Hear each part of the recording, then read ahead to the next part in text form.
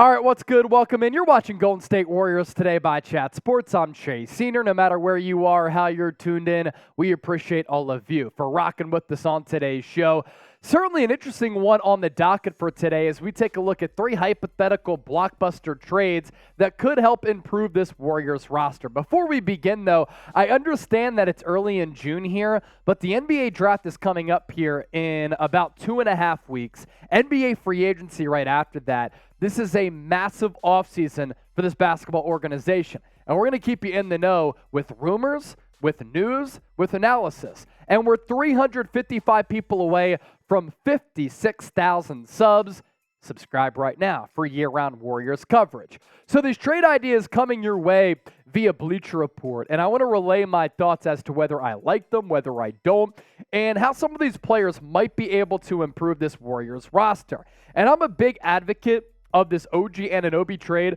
We've talked about him a lot here on the show, about why I like the player and what I think he would be able to add to this basketball team. I also like the player that comes to the Dubs in addition to OG Anunoby here. And let me explain why. It's Anunoby and Chris Boucher to Golden State for Jordan Poole and Jonathan Kuminga. I don't love including Jonathan Kuminga here because I've always been bullish on his talent and his ability as well as his potential, and I've said that so much. And some of the offseason workout videos that I'm seeing from him, he's adding a lot to his offensive arsenal. Little dribble pull-up, little dribble fadeaway. But Anunoby is the more ready-to-play player right now who you might be worried about losing Kuminga's defensive potential. But OG Anunoby is already a very good defensive player. And then Chris Boucher is a guy who can give you some size, athleticism, and length in that front court as well. Anunoby over the last 4 years, he's been productive. He's been really, really good as a guy who can knock down shots really from anywhere on the floor. But I do believe that the Warriors' wing defense did suffer last year, and OG Anunoby can certainly guard along that wing area. Here's what Bleacher Report had to say. In both of Golden State's playoff series, its lack of length and athleticism on the wings, it was glaring. The Warriors could address both voids and shore up their suddenly leaky defense, which was 14th in efficiency, down from 2nd per NBA.com by making a move for OG Anunoby. And that's really the point here. And that's why I kind of like the trade, right? Your defense was not good enough last year. I think that was a big reason why the Warriors certainly struggled on the road. The difference between their defense at home and their defense away was really, really glaring and massive. They have to get better in that area. Now, name a player that you think the Warriors should trade for. Is it Anunoby? Is it another player? Maybe it's another player on this video. Either way, drop me a name. Now, we stick with the Toronto Raptors here because they might be undergoing a fire sale here. Don't have a head coach, some buzz. It might be Steve Nash. We'll see what they decide to do. Nick Nurse hired by the Philadelphia 76ers after they decided to part ways. And Anunoby and Pascal Siakam, I think they're underrated in league circles. Pascal Siakam can also really play. And we've touched lately on Pascal Siakam. This is interesting, though, because you lose some of your front court depth, which I don't love, and you're giving up too much. So I actually think that this trade is too far of a high asking price for Golden State because you lose Poole, offensive player. Jonathan Kuminga, a lot of potential as we talked about. Kevon Looney is your starting 5 if you want to start a center. If not, you go Draymond. And then the 19th overall pick as well. So what do you then do in free agency? And how do you fulfill and fill the void at that center position? Because Looney is the ultimate glue guy for this basketball team. Bleacher Report on this trade, if the Dubs can get Siakam, he makes sense at any realistic cost. He is a versatile defender who touches about as many stat categories as anyone this year. One of 5 players to average 24, 7, and 5. The others, Jokic, Luka, Giannis, LeBron. So, of course, that is elite territory there. But again, what then happens at that center position if you're Golden State?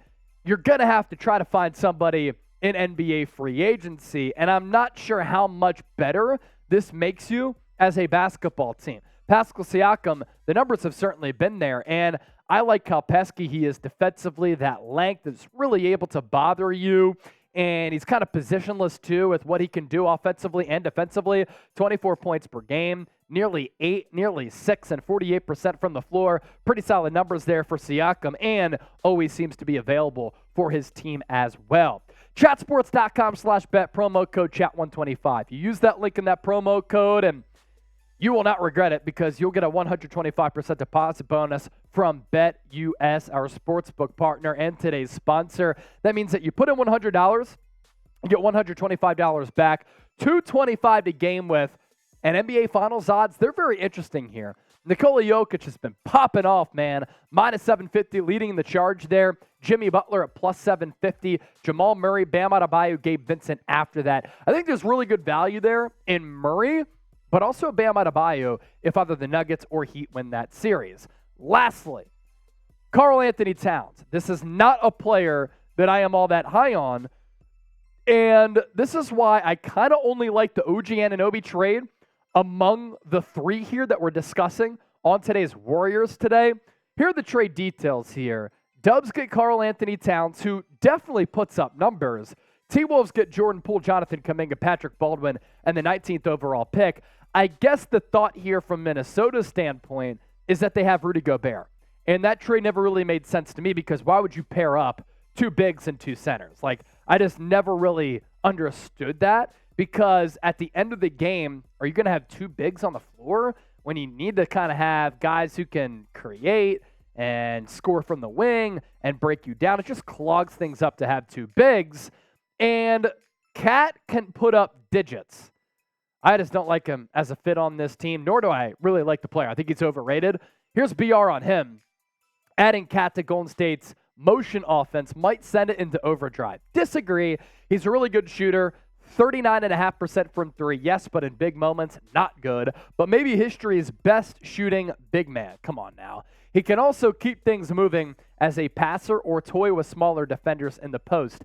There wouldn't be a right way for defense to handle a Towns-Curry pick and roll and those Curry-Green pick and rolls. It would become exponentially more challenging when having to account for the shooting threats of both Towns and Thompson. Now, yeah, you think about it from that standpoint. Like, I think any player alongside Steph Curry, Klay Thompson, Draymond Green, you think about that pick and pop, you think about that pick and roll, you think about some of the actions that you can run off of it. I think it's interesting, actually, what BR pointed out there about Cat and Draymond. That's also pretty interesting as well. Maybe it takes some pressure off of Draymond to have to do so much offensively. So in that way, I can see where they're coming from. I just think he's a little bit mentally fickle when it comes to some of these big spots. And the Warriors, a big reason that they've had so much success is that they're so mentally strong in a lot of these areas. And that's why I'm a little bit wobbly when it comes to this trade. So what would you do? Do you disagree with me? Hey, if you do, that's totally cool. I understand it, and I see where you're coming from. T for trade or P for pass. As always, we want you to show off your basketball intellect. We want you to get fired up. We want you to share your opinions about all these moves, about our stories, about the show, but also about the Dubs down below in the comments section. And another reminder, we're continuing to grow here on Golden State Warriors today to massive levels of success. Pretty cool story here. So I got hired by Chat Sports in March of 2021. I took over Warriors Today. It was a small channel at the time with only 13,000 subscribers. We built it up to the point where we surpassed 50,000. That's why producer Jack did that Gatorade bath, which is awesome. A lot of people enjoyed that. And now we're closing in on nearly 60,000 subs. Jack, myself, we put a lot of work into this channel. We're really passionate about what we do here at Chat Sports. We have the luxury and the blast of covering and talking about the Warriors multiple times per week, but also we talk about the Dubs on a yearly basis as well. So hit that subscribe button if you want to stay in the know with all things Dubs year-round. It's Golden State Warriors Today, and these are the trade ideas that we discussed. The OG Anunoby one, the Pascal Siakam, Karl-Anthony Towns. Massive, pivotal offseason coming up for Golden State. Going to have to make a lot of moves here in order to improve this roster, especially with the rest of the West improving too. Phoenix Suns, Denver Nuggets, Los Angeles Lakers. We'll see what happens with Ja Morant, Memphis Grizzlies, and that whole situation. But the point here being, Dubs need to get better.